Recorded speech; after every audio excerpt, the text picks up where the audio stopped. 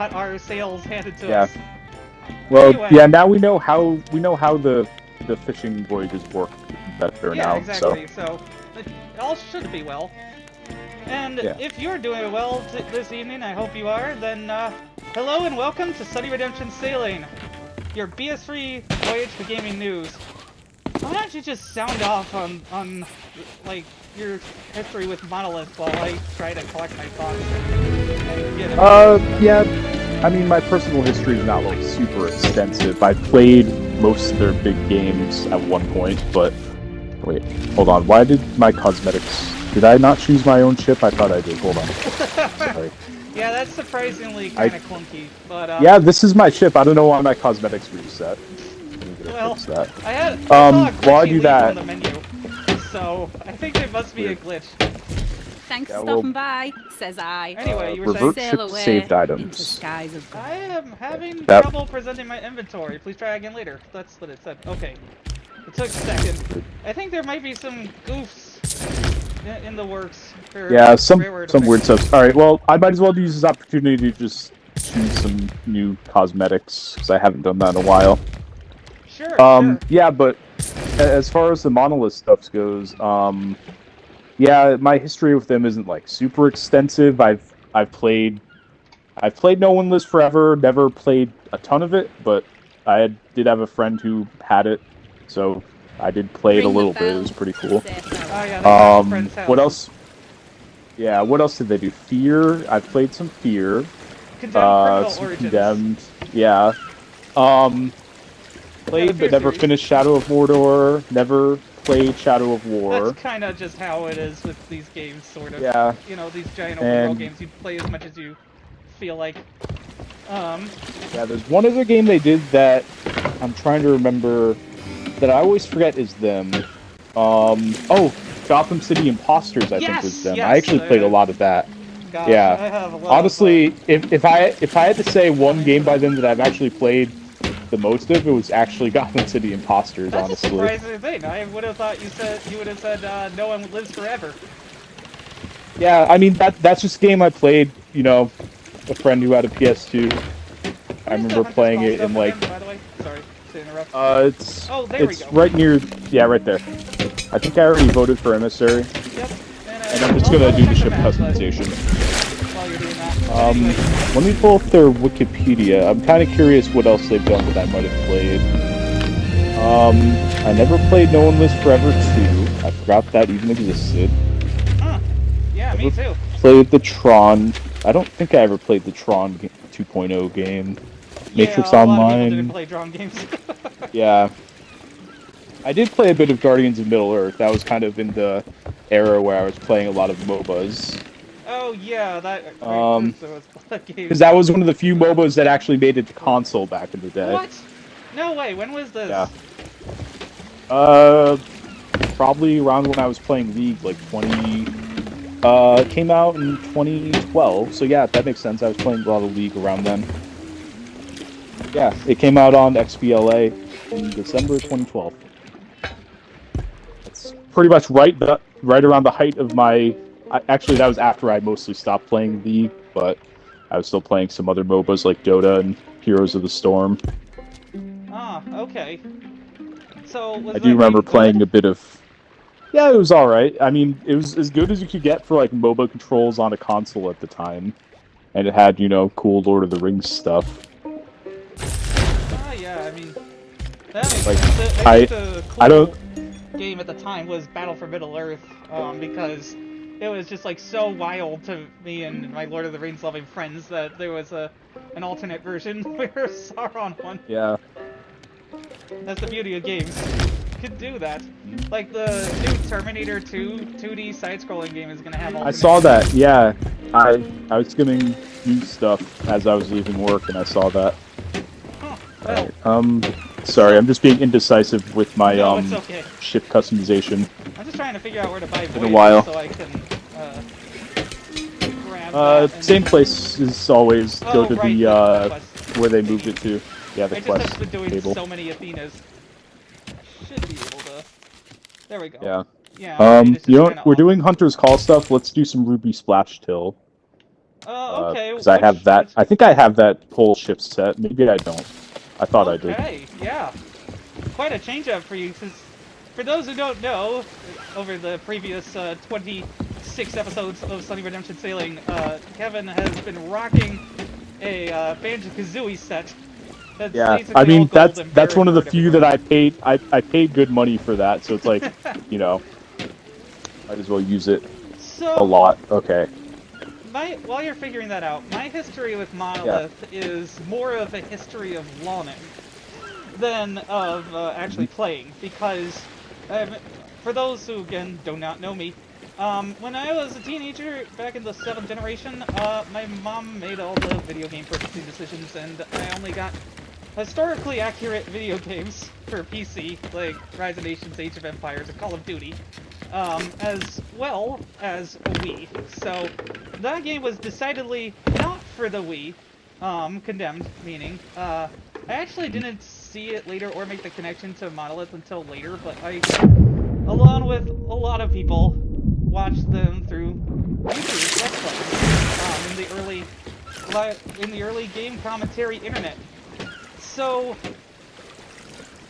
like, fear was really where I was like, oh man, this is so cool. Also, speaking of cool, there's a shipwreck right off the coast. Oh, cool. So I'm gonna. Right, I'm almost done. Oh, or not. Okay, yeah, you did apply your I have like cosmetics. And those I are have really one more cool. thing to.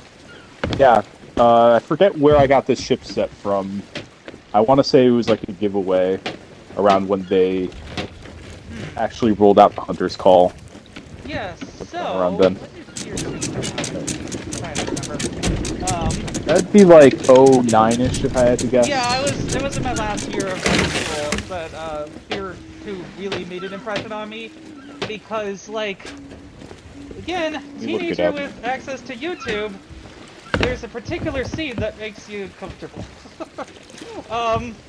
But, like, really showed me that, along with Bioshock and stuff, that games could actually have really compelling tales that could challenge dark subjects. And besides, it was just cool to me to see a super soldier slowing down time and shooting people in the face. But we've never really had this kind of mix of action and supernatural horror ever again, because I think it was built on the Glitch engine, and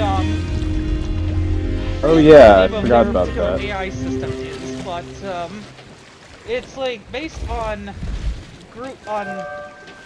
having an objective and then figuring out steps to achieve that objective, such as kill player.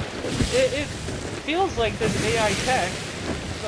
Oh, but hey, by the way, let's just skip this shipwreck because I forgot we're gonna die from our location anyways, so we'll lose all that because it's kind of far away. Okay. Set us to. Yeah, that is very fair. Well, goodbye. Anyway, Fear 3 was, like, super cool, too, because I just remember watching the Rad in particular play Epic Run, and I was like, if I ever get this game, I know I have to play this mode. But, again, didn't have an Xbox 360, didn't have friends with Xbox Live. My cousins did, but I missed out on that whole culture. Which is probably for the best, honestly. But, well, like, there was Epic Run and then Soul Survivor, I think, where you had to, where you were the okay, so, like, one person would get infected by Alma, the creepy little girl, who's the main tragic character of the Fear series, and then you would hunt your friends down as a revenant, until what, like, yeah, until nobody was back.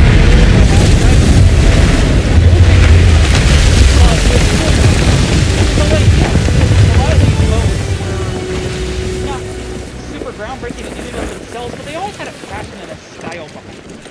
Like, I'm pretty sure the modes that we played that I paid $100 for, because they were locked behind a sealed disc because Warner Brothers. I just had to put some multiplayer mode for a game that is mainly the single player is the draw. Anyway, to split its population and make it die, I guess. Because Warner Brothers they're a bunch of morons. Anyway, like, the most that we played, the survival one, and fucking run, those were really, really, remind me later about that stupid parallel. Oh, right, there's actual fiction that needs to happen at these spots. Sorry, I just got a pop up in my face. Just kill this, random, there we go.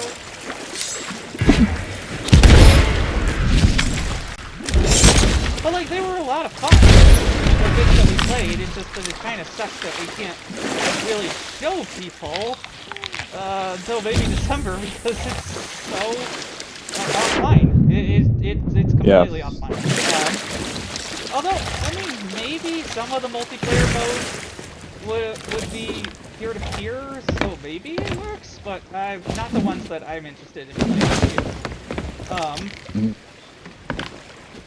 So, like,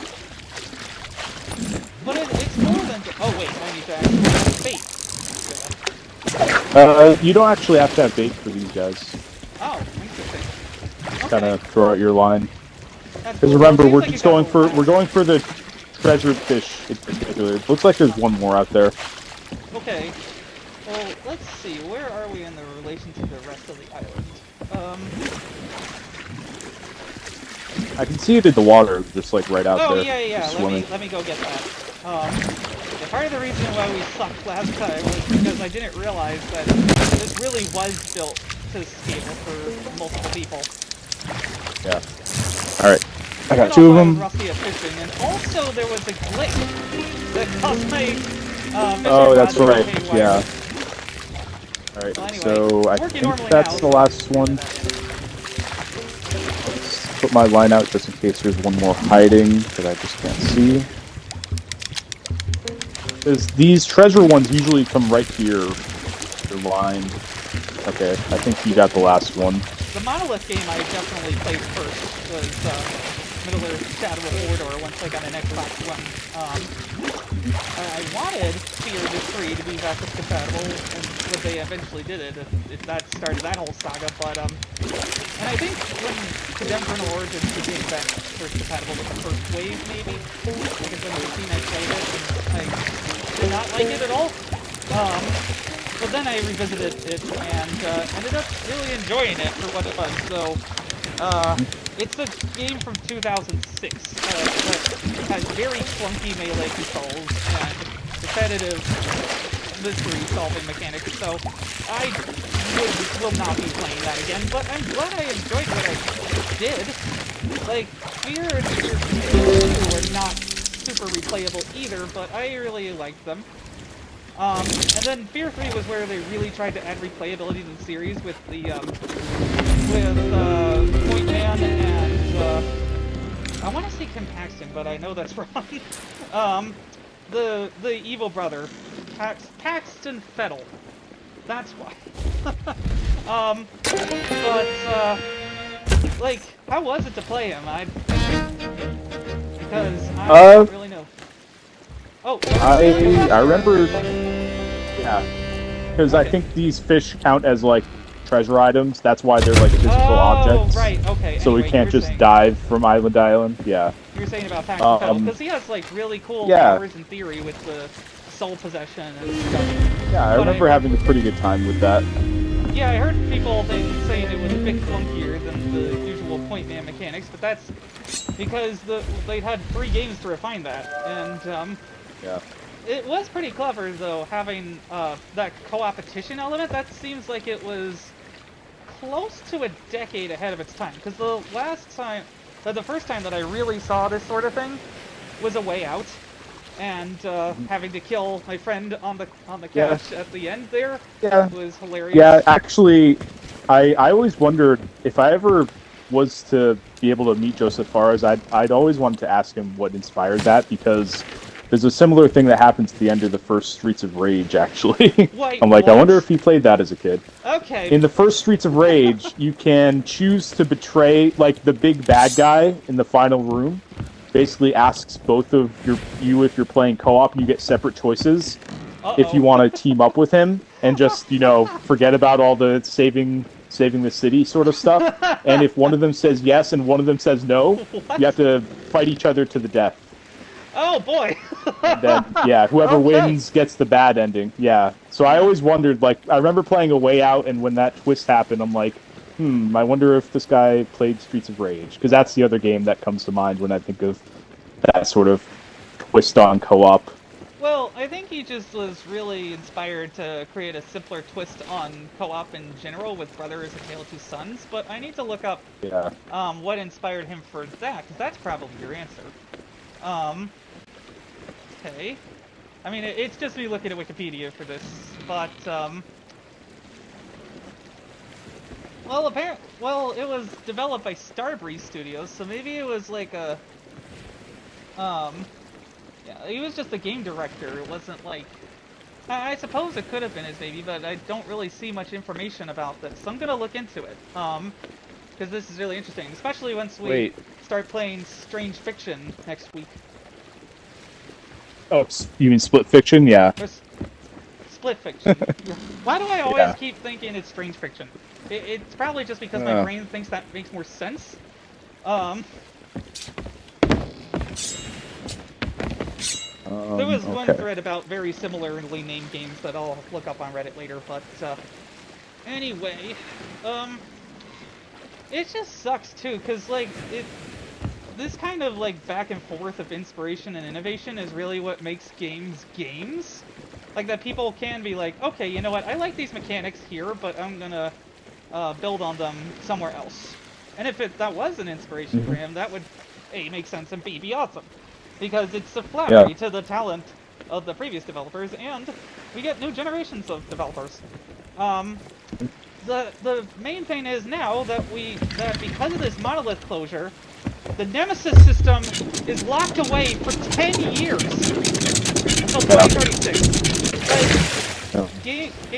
Major game companies now are just becoming IP holders. They're just sitting on this innovation because, well, they know that people will be excited for it when it comes up again. And I can see where it would have brought a lot of value to the Wonder Woman game, but you were saying? Yeah, I was gonna say, like, I think I mentioned this last time, this was even before the monolith closure, but like, someone should probably just start using that system, and if enough people just start using it, maybe, I don't know. They can't sue us all. They can't throw us all in prison either, but they'll certainly try if things get really weird around here. But, well, we'll call it game companies change their ways.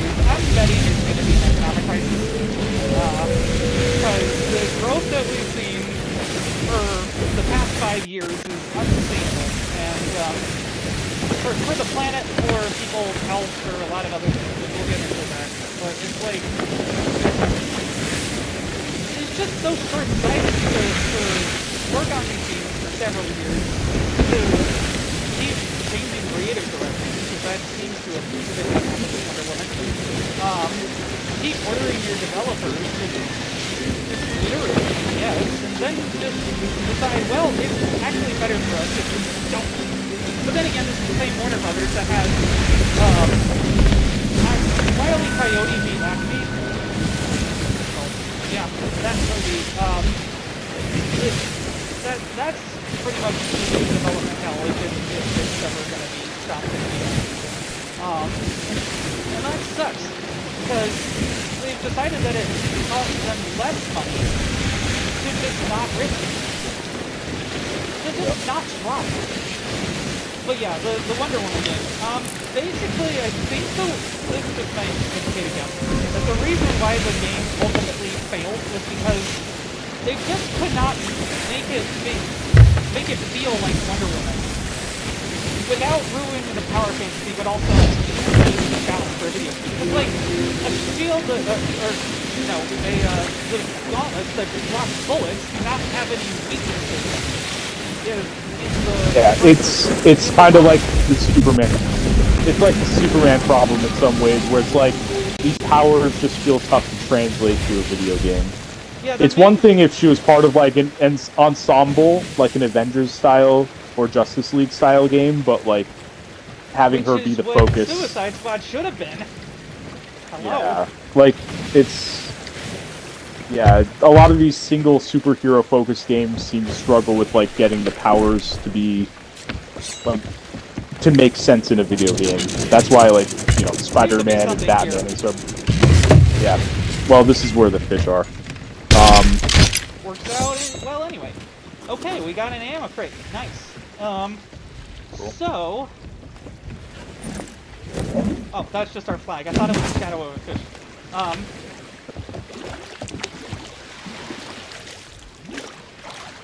My main problem But yeah, with that, with trying to translate Wonder Woman in, is that basically in order to get around the problem of just infinitely blocking your enemies that Star Wars created, Jedi Survivor had a block meter, but if you're Wonder Woman and you're charging the literal trenches with hundreds of rounds of machine gun fire, are you just gonna either A, be blocking until you get to certain points and then get in melee range?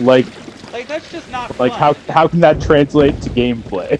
That's just Like, going it's a back cool to- power to have. How do you make it fun? Without also deciding that, oh, actually, you're just not gonna have this power first, which is basically her whole thing, other than, like, super running, I guess, and just being a warrior. I feel like maybe it could have worked if it was very much about the spy element first and then you go charging in, but, like, the problem, too, is that Wonder Woman, the movie, despite being a very good movie, failed to establish an ensemble that could compensate for each other's weaknesses. Like, there's one scene in the movie where I'm like, oh, this guy who's been nervous about sniping people is gonna finally snipe people, and then Wonder Woman just saves the day anyway, and he's just irrelevant. There's like a Native American guy who's severely underdeveloped. Like, they want to have the camaraderie, the ensemble feel of Captain America, the first Avenger, but it's doesn't work when your single main character is also overpowered in World War I. There's just no ability for anyone to shoot below her wrists.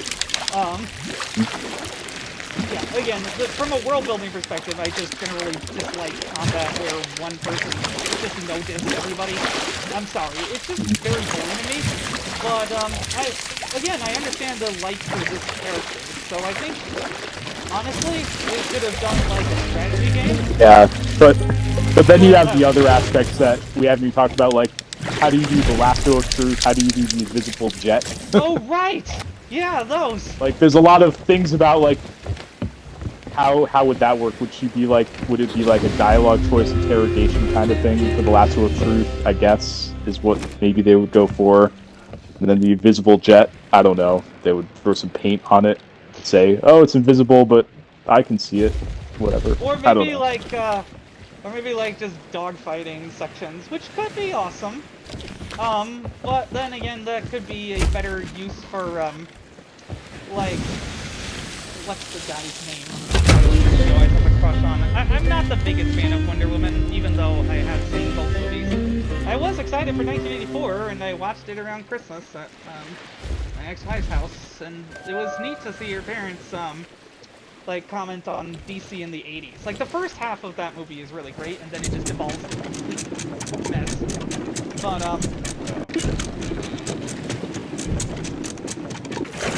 anyway, the point is that, like, I guess they thought, well, let's just throw Monolith at it and that'll get it going, but it seems like they struggle with this game for how long? It was announced in 2021. Oh god, so 4 years. Going on 4 years, and that's just from announcement. Like, it's probably, right. I would imagine, worked on for a fair amount of time before that. But then, like, you can't find any other use for that team, really. Like, one of your best I mean, developers... that just speaks to Warner Brothers' sort of fair weather approach to their gaming business, where... Versus we already knew, because, like, that game was... Yeah. Horrifying, but, like, the sheer amount of crazy attempting to get short-term gains, like, selling battle passes in an open beta is just ridiculous, and that's probably all studio interference. Warner Brothers San Diego, which used to be Monolith San Diego, might have been working on the Batman game that we kept hearing about, and it's just probably never happening now. Which is like, guys, you know how to do a Batman game. It's called Arkham Asylum. It's called the Arkham series. Yeah, do that. I think this is definitely the point where they're just kind of, they're just going to go all in on Rocksteady, like, hey, you get one more chance at doing what you do best, I think. After the That's Hogwarts Legacy Director's Cut, like, which is the next thing they're working on. Yeah. Like, I think if anything, if Rocksteady's going to do anything of value at this point, they're just going to put them back on Batman. Yeah, because that's just, like, the no-brainer solution. Like, the quick and easy like, from just a pure money perspective, it's like, hey, this is the one thing that we can get people excited about. A new Rocksteady Batman game. That's pretty much the only thing that I can see them doing. Open would allow you to have more possibilities for income. Like, you don't always have to have one team working on one big game until it collapses. I mean, say what you will about Hi-Res and how they've just announced that they're putting paladins in maintenance mode, and how roguecompany I saw that. doomed to die a slow death, certainly like that. Same with Smite 1. Like, and paladins Realm Royale, or what is it? Realm Royale. Whatever the fuck it was. It didn't have enough players to justify existing. I get that. Not every game is to be like that. They tried, I guess, by splitting into 3 smaller studios to work on one project at a time. Like, Evil Mojo was the name of the sub-studio they formed for Paladins, but they gave it, like, 20 people. It's a ridiculously small amount of people to maintain a live service game. Yeah, I mean, that just kind of says to me like they're just putting it in pretty much, like you said, maintenance mode. I mean, on one hand, it's like, hey, it sucks that people are losing their jobs. On the other hand, live service games, like, nothing's gonna last forever in that. And, like, a game like Paladins making it as far as it has, like, you know, that game lasted a solid 7-8 years, kind of. You know, if you want to say it was kind of coasting off Overwatch, sure, but I thought it was pretty fun in its own right. The first Overwatch, I guess. But yeah, like, I mean, I went to it after I was kind of not feeling Overwatch. Yeah, no, I played a good at least 40-50 hours of it. I liked it a lot. So that was just like, a regular fish, by the way, that I caught. Okay. Yeah, make sure they're the treasured ones. That's what you want. So, yeah, like, and I played a good bit of Smite back in the day. That was definitely one of my post-league kind of MOBAs back in, like, 2012. Never played Smite 2. Wait, is that even out of beta yet? I don't even know. But... Oh, by the way, I found a Corn Affair wins, so... nice. I've always wanted to do this. I definitely want to kill the sails for extra speed. That's gonna be so cool. I've never done it before. Yeah, I've used it once when I was playing solo a while back. There's one more out there. Okay. I think these smaller voyages have like 3, it seems like. I've just been doing the smaller ones because the bigger ones are where we got into trouble last time, where we were stuck in one spot for a good 10-15 minutes. So I want us to kind of keep on the move, so I've just been choosing the small ones. Alright, and we're at grade 4 already. This is going pretty quick. Wow. So that's good. Well, it helps yeah, that there's I'm one more actually treasure fish out there. Instead of not knowing what to do and thinking that you would take care of it. Because, like, I didn't know about the fish in specific spots last time, I don't think. And I was also kind of tired. But, now I'm good. So, let's see. Alright, I already got the last one on the hook. Oh, alright, never mind. I was gonna say, I'm betting it's, like, over there by the second spit of land that's smaller, but, then you were already on top of it. No, these smaller ones just have one little pool where all of them are. The bigger ones have 2 pools of fish. Alright. Well, the thing is, too, about live service, to is that apparently 33% of all AAA developers are still working on live service games. So Yeah, this I is mean still a pretty that significant makes rate. sense to me. Like, there's still a lot of, like, I'm sure a lot of those are well into development, and it's like they're looking at them saying, well, we can't stop now. We can't just pivot this into something else now. So let's just put it out and see how it does. Yeah, There's still like plenty how, of things in development that are in that well, situation.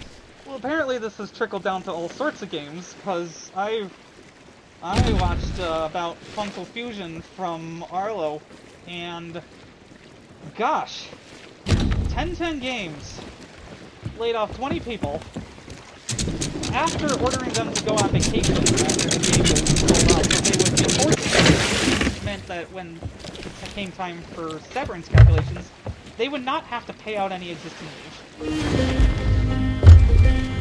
So frickin' scummy. Like, I get that's a huge flop, and it's expensive licensing and stuff like that. Who knows who was involved and whose fingers and stuff, etc. Oh! There's another shipwreck. It's like it's calling our names. Oh, I see it. Okay. This doesn't seem too far, so do you want to tackle it real quick? Yeah. We'll Yeah, take let's turns just do it. on watching the ship and stuff, obviously. But, what? Like, long in gestation games is nothing new. It's more just like, okay, how do you put out something that resembles somewhat of the Division while also being good? Because like Duke Nukem Forever was being a pile of garbage. But on the development stories that I've been hearing about like friends and family testing back in December 2024, Half-Life 3 may actually be a thing. Like, there's been some leaks inside Deadlock about HLX for FSR, like FSR3 for HLX or something like that, which apparently you don't do the upscaling until you're close to the end of development, so we could see this as soon as next year. But whether even if Half-Life 3 is an 11 out of 10 masterpiece, I mean, it would be a huge game. I'm sure it is. It's like, I don't know what the room is for games to be big anymore unless you're just like billion-dollar franchises like Call of Duty and GTA. Yeah. Like, I'm sure it'll sell several million copies among die-hard fans and maybe some new people who have been attracted to the world by Skibbity Toilet or whatever. Anyway. Yeah, I think Half-Life could definitely get to the tens of millions at this point. Like, I think it could be big enough with Valve's sort of, you know, they can plaster the Steam homepage for months with Half-Life. Right, the marketing. I think, like, I mean, it's been so long since a Half-Life product has released for something that's non-VR. You know, it's like Episode 2 is 2007. So, I mean, like, the market's only grown since then. So, I think definitely if there's a proper number in Half-Life 3, that name sells 10 million on its own. I think, so. Yeah, so, like, at least. Not world records, but still really, really good. I mean, that's more than most games would dream of selling, so yeah, I think Valve would be perfectly happy. I mean, like, Valve is not a company that's afraid to eat development costs. They've had plenty of stops and starts with plenty of projects, and they have the advantage of being also the biggest online storefront on PC to sort of subsidize a lot of that. Some of their acquisitions, like, they are working on other games, I suppose, because, well, Deadlock just came out, but, like... Yeah, I mean, Deadlock's there, they still have support, you know, they're still doing plenty with Dota. Look out, there's a shark, by the way. I'll try to shoot it. Oh, okay, thanks. Still have CSGO making money hand over fist. That was that game in Egypt. Counter-Strike 2. Like, it was, That was what? There was, like, a game... Okay, you know what, I'm just gonna look up Valve acquired developers. Oh yeah, yeah. Oh, the Egypt game. Yeah, that was in the Valley of the Gods. That was by in the the Valley of the Firewatch Gods, thank developers. you. I was thinking in the Valley of the Camposanto. Pharaohs. But, Yeah, you know what happened to that was them? Camposanto. Let's see. They got bought by Valve and got scuttled off to other projects, I believe. Yeah, let's see. As I used to listen to a I used to listen to a podcast by a couple of the guys from that called Idle Thumbs way back in the day. Apparently the development of the Valley of the Gods has been on hold since 2019, but it's not canceled.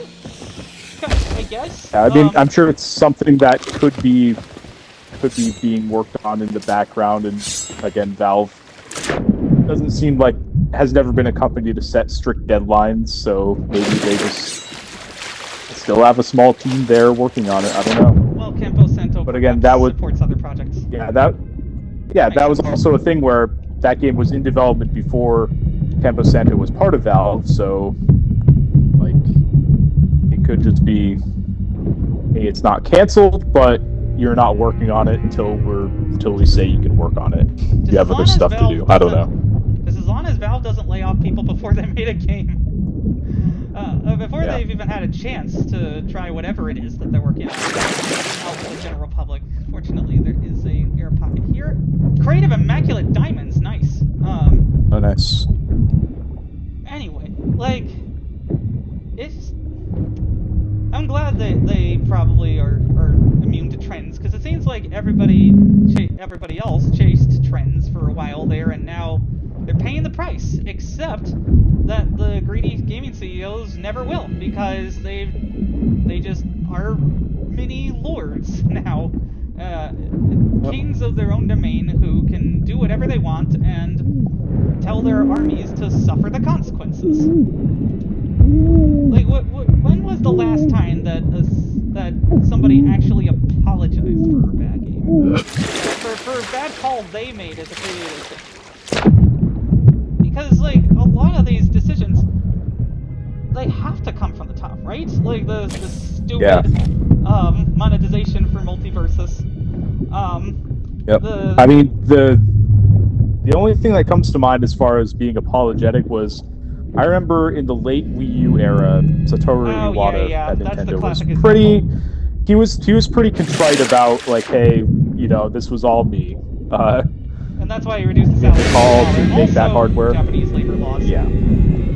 Yeah, I mean that part of it, you know, I don't think has to necessarily be part of the mythos of it, because again, it is part of the labor laws there. But he was also pretty upfront about, hey, don't blame the people who worked on this hardware, blame me, because it was my decision to go forward with it. So that's the one that comes to mind for me in the past, I would say decade, but that was probably about 10 years ago. Oh gosh, yeah. Well, yeah, maybe a little bit longer than that, like 12 or 13. Yeah, because it was pretty apparent that the Wii U was a massive failure by 2012 or 13. Yeah, but the thing is, like, that's great. Yeah, the thing is, Nintendo really didn't own up to it until about 2015. They were at least publicly going out there, putting on a brave face for a while. And then I think by late 2014 to 2015, when their software for it was just kind of abysmal. Like, they had such a poor lineup. I remember, especially in 2015, that they had no option but to basically apologize. I do remember a lot of that around then. All reputation / goodwill as a company. Yeah, because I remember around then, like, the Wii U had a very poor lineup, and then the 3DS, which had a couple great years right before that, also just had not much going on for a while. And so that was kind of, I would say, probably Nintendo's weakest time ever was probably 2014, 2015. Yeah. And then I think by then they'd already pivoted to, you know, prototyping the Switch, and so they're like, okay, all our developers are now full steam ahead on this. This is our gambit now, and that one paid off for them. Yeah. What, 100 and something million units? 106, I think. maybe. way or no, up there. 132. It's more than that. Yeah. Yeah, something like that. Definitely above the world record stage for that. But like now it seems like with obvious easy wins, like saying, hey, the new Pokemon game that we're releasing this year, that's obviously a cross-gen title, is obviously a cross-gen title. Who'd know? The Pokemon Legendsza through A, I think, was detailed. Yeah, I think they're calling it. Yeah. Yeah. Did you catch the Pokemon show at all? I didn't. I only watched the ZA trailer. I watched it while I was eating dinner. And? Looks pretty good. It's interesting that they're putting it all in the one central city from Generation 6. I kind of expected that based on the teaser trailer they had. Lumiose City.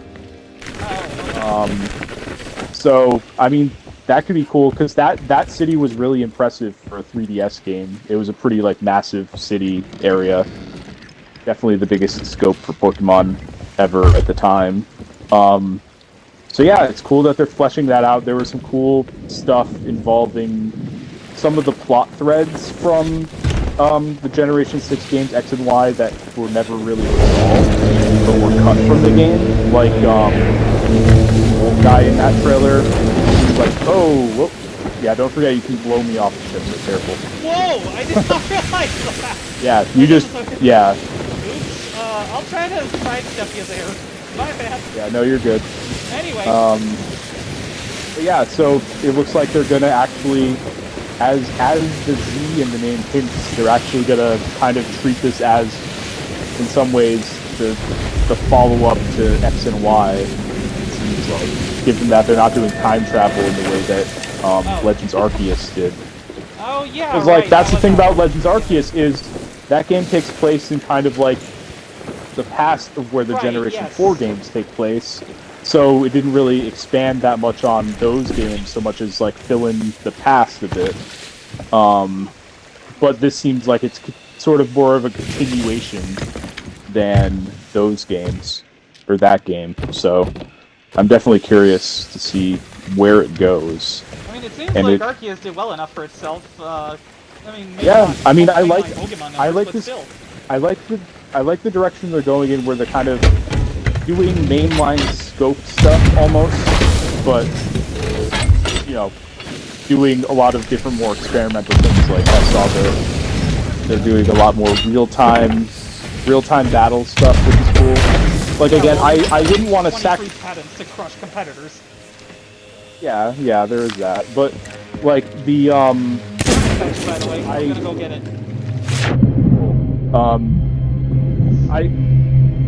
Oh, it's way down there. Okay, let me refill my ammo and I'll help you. Oh no, wait. It's what was I saying? Yeah. Right here. Oh, it's just a gem sitting there. Cool. Yeah. But yeah, I'm gonna blow out first. But anyway. I wouldn't sacrifice the mainline battles and stuff, like, and replace them with the Legends games, but I like them as an additive thing to the franchise. Right, that makes sense. I could be in the minority, because I think a lot of people preferred Legends Arceus over Scarlet and Violet, but I actually like Scarlet and Violet quite a bit, performance aside. So, yeah, that performance like, I'm curious to see. I'm curious to see what the next mainline games end up doing, like to expand on what Scarlet and Violet were kind of leaning towards, because I really liked the exploration and stuff, and the. I did play a bit of it multiplayer too with some of Zan's roommates. I didn't realize that was a thing. Yeah, you can play like pretty seamless 4-player through the whole game. Wow, that's cool. Yeah. If I still had a Nintendo Switch and was inclined to that game at all, or was getting. Yeah, you just kind of start a party by standing in a circle and then, you know, locally connect with people. You can do it online too, but we did it local. Yeah. Oh. Yeah. Well, I guess with land then. I mean. Yeah. Yeah, that would make sense. Well, not technically, but no, not split screen. But yeah, if you're just around another Switch, you just pair up. Oh, cool. Neat. But yeah, it was pretty cool. Like I definitely liked Scarlet and Violet more than Sword and Shield at least. So I'm curious to see where they go direction-wise for next proper Pokemon generation. And in the meantime, it seems like if they were going to release a new Pokemon generation this year, they would have announced it by then. So they're actually taking an extra year compared to what they usually do. Because let me try to math it out. Yeah, generally they're on either a 3 to 4 year cycle between generations, and I think some people were definitely expecting the next one this year, but it seems like Legends AZ is kind of a substitute for that.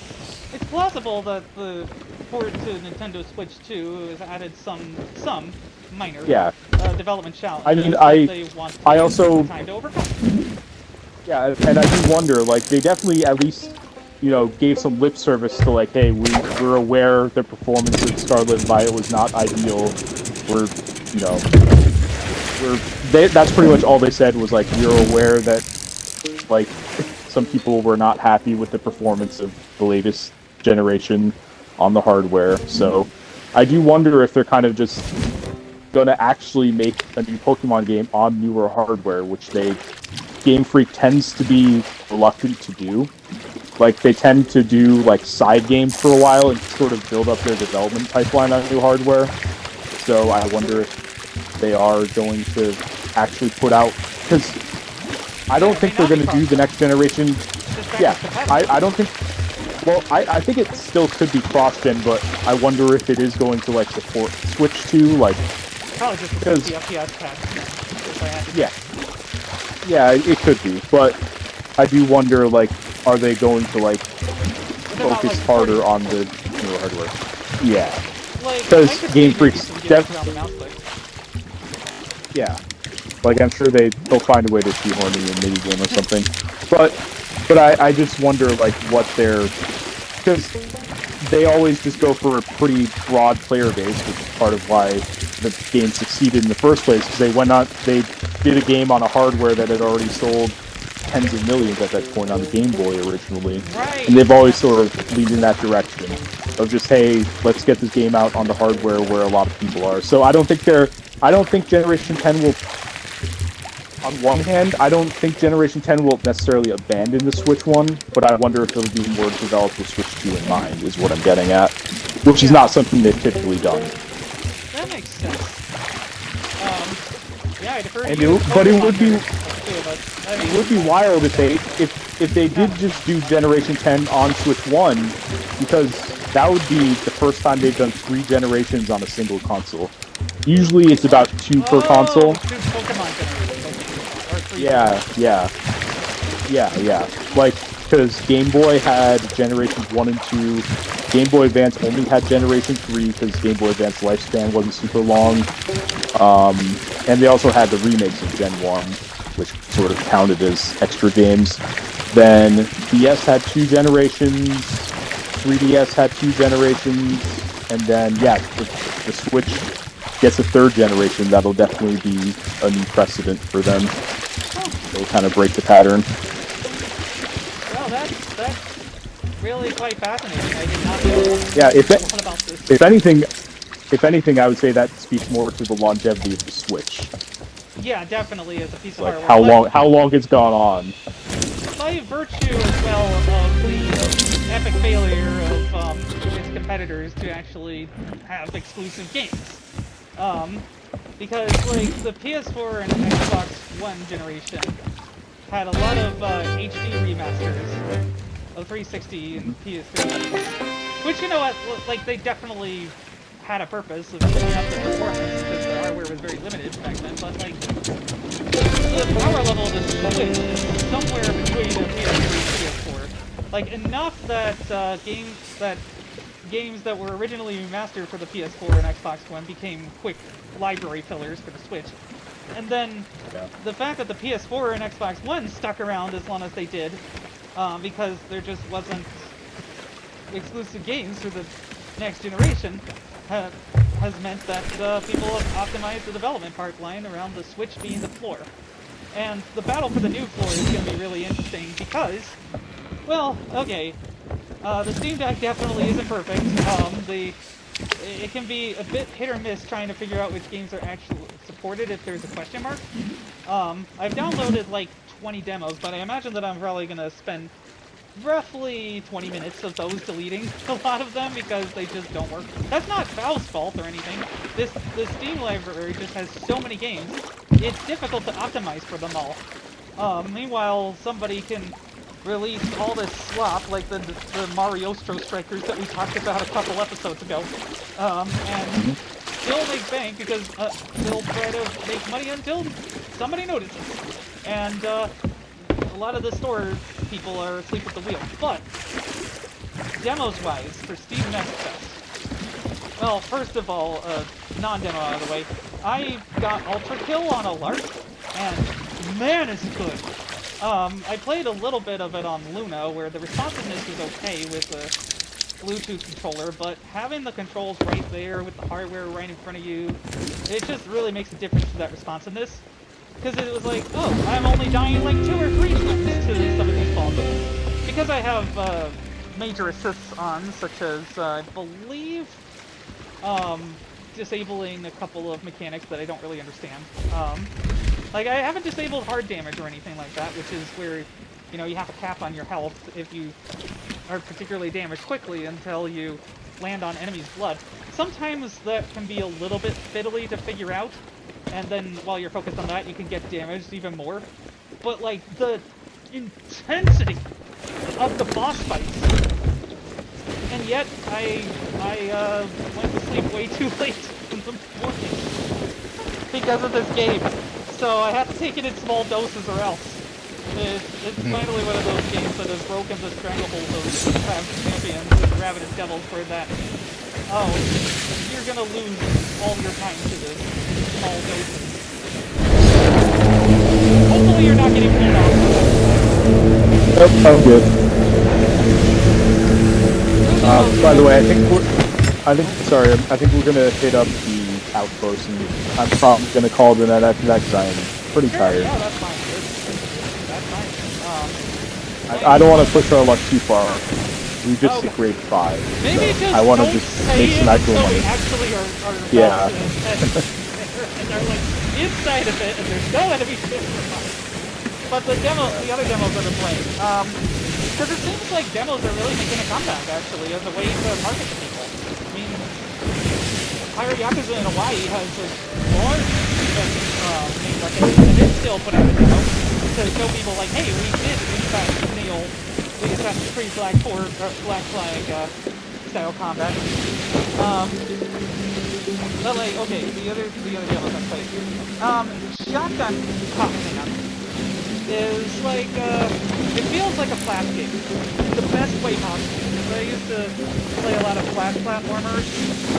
Well, totally doing my homework in the computer lab. The same computer lab where some enterprise kid brought the Halo demo on a USB stick. But anyway, it's kind of like N+ if you jump with shotguns and pistols. Pistols are more used to hover yourself or to make tiny jumps. Like if a ceiling has spikes, for example. But like, when you get planes like SMGs, you can really keep yourself afloat in the air for quite a while, actually. And then, anytime you touch the ground, your weapons automatically reload. It's very tricky to get sometimes, but then once you get into that flow, it's like nothing else. I think there was some tiny build game years ago that has something similar, maybe one of those. I played that game years ago, but it was developed. No Time to Explain remastered I got for Xbox One pretty quickly once I had the means and console to do so with. That part where you were jumping with shotguns in that game was like indelibly burned into my memory. I was like, what if somebody made a game just about this? And then some mad lad did. And it's really good. If you have even a minimal laptop that can run it, do it. Like, Yeah, I'm almost certain I'm almost. Wait, are you talking about No Time to Explain or the other game? Oh, well, No Time to Explain was the game that I was gonna say got me hooked on I this think idea. I did play that back in the day. Yeah. But like the Shotgun Cop Man appears to be a Steam only thing. A lot of new games are just on Steam and nowhere else. That is just the paradigm. PC gaming has won. We bow to our lord.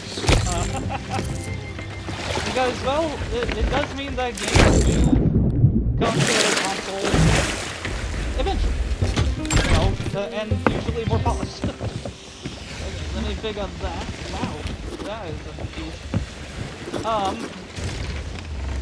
Yeah, it seems like Tiny Build hasn't really been doing much game developing since Hello Engineer. They've pivoted to pretty much just more of a publishing thing. Not a bad idea at all, especially if Kingmaker turns out to be really good. The one where you're a modern day soldier attacking medieval knights with like tanks and cars and helicopters and stuff. And of course guns. It's so cool. Anyway, the second final demo that I've played lately, on Steam Deck anyway, is Twisted Towers. I've had my eye on this one for a while because it basically was offering itself as a spiritual successor to Bioshock, and I take that very seriously. That is my favorite game of all time, and you better not mess it up. It's a demo, so I can excuse the performance challenge, so it can really hamper the combat, which so far just has a carnival hammer, a carnival-looking pistol, and a carnival-looking SMG. I'm sure there are more in the final game. It doesn't appear as if there's an equivalent to plasmids, but there is a grappling hook that passes onto specific places that is kind of a pain in the ass to actually aim for some reason. Like, the targets tend to be too small, and they're also on time limit. When you hit certain things, it's like one of those tick, tick, tick, tick, tick sort of platforming targets. So that can be annoying, but the art style is gorgeous, though, with everybody looking sinister. Basically, there's a ship on the horizon, by the way. They're coming right for us. We don't have too much left to sell. Let's sell. If they start attacking, we can just run to the emissary. It's not too far. Yeah. Just get the flag down. Yeah, they're headed pretty directly for us. Uh-oh. Well, we're almost apparently done. People Let's just get the good. really are hungry for fish lately. Well, I mean, it is the hot new quest. Yeah, they're almost certainly going to attack us. So if they start attacking the ship, just abandon and go to the emissary. Yeah, that's perfectly fine by me. We actually managed to get this done in time. Yay! But yeah, like. Okay, well, they're not. Well, no, they're pulling up their sails. They're definitely gonna at least. Yeah. Yeah. All right, we got everything sold, so that's what matters. This and run to the emissary. Because that was just the last. This is the last thing. Then maybe we'll do a little bit of trolling before we go. Yeah. Because like, why not? Sure. I'll at least throw that out there. I'll just throw that out there first, and if they want to attack us, they can. But I'm not going to attack first. Okay, where's the First call emissary is down by the dock, so. Oh right. On this island, I actually don't know because there is no proper dock. Okay, there we go. Oh, you found it? Yep. Oh yeah, there is a dock up there. Okay, flag. cool.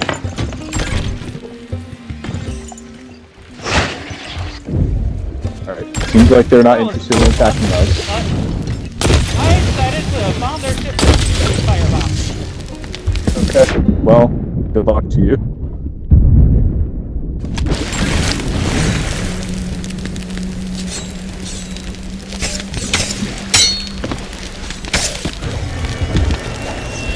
Killed one of them. We'll quickly. It feels good. Is there any more of them? Nope. Let's see it. probably don't. No, I'm not a very good pirate. I do feel a little bad. Well, this feels like karma for somebody else attacking us. We successfully lowered the emissary flag, and you know what? They probably walked off for the night anyway, so really shouldn't feel too bad. Still feels good, He man. snuck up on me. I was looking at his map and he snuck up on me. That was amazing. Oh, right. Grappling hook. Where are you? Been meaning to try It's that a grappling. Yeah, just equip it. It's one of the guns. out. Oh, okay. Oh, you have to do that. Oh, no. You know what? They left anyway, so it doesn't matter. We just decided to play some tricks on them, and they didn't get me, so I'm happy I did not die, finally. For once in a stream. But yeah, I'm looking forward to seeing how Twisted Towers is. What have you been... Oh, and Splitgate. But first, what have you been playing lately? Pretty much just Pirate Yakuza. I basically got to a point where I could do all the side stuff, so I've been working a lot, but I did get out at 3 p.m. yesterday, so I kind of just spent like 3 hours afterwards. Yeah, Just, I've been rolling you know, through doing side stuff. Infinite Wealth, so I'm hoping that I can at Yeah. least kind of get close to playing the game when it's supposed to wreck this shit. You know, I don't know. I'm okay with letting him have this one. Let him have his moral victory. No!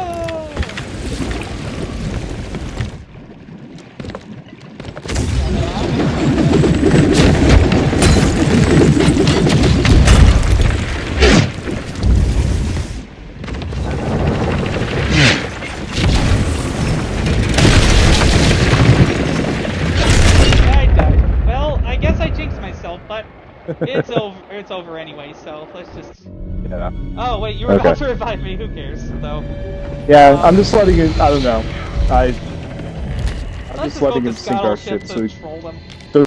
he can feel good about himself, you know. Yeah, you're a terrible pirate. you're Yeah. fortunate to be stuck with me, who's super aggressive. But yeah, well, okay, so that's it. Splitgate 2. This game's fantastic, which is the one map that is available in the alpha right now. It's still the same Portal meets Halo goodness that's very crunchy. I am really liking a couple of the machine guns so far, because I am a casual spray prayer a lot of times. And I've gotten some solid triple kills on objectives and such, but, well... Oh, hey, it actually carried with us the Horn of Failings, which is interesting. But yeah, maybe if you're free before the launch of Split Fiction, I still can't get over the name, I'm sorry. Because I remember the movie Stranger Than Fiction, and that's where my brain goes for some reason, because autism. But yeah, like, if you're free before that at all, which is the month, which is the 6th. Or no, wait, yeah, the 6th is a Thursday. So if you're free before Thursday, then maybe we can play some of that, just, you know, us. And then stream Split Fiction. So, what do you say? Like, what time would you be free? What days would you be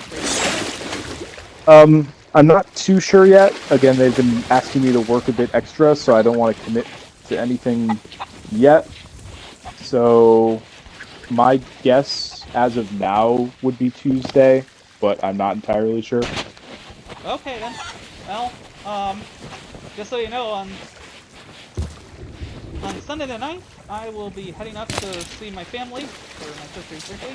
Okay. So I will probably not have a lot of time for videos for that. Okay. But yeah, hopefully we can play a bit of that of Split Fiction before then, and talk to you later. Yeah. See ya. Have a good one.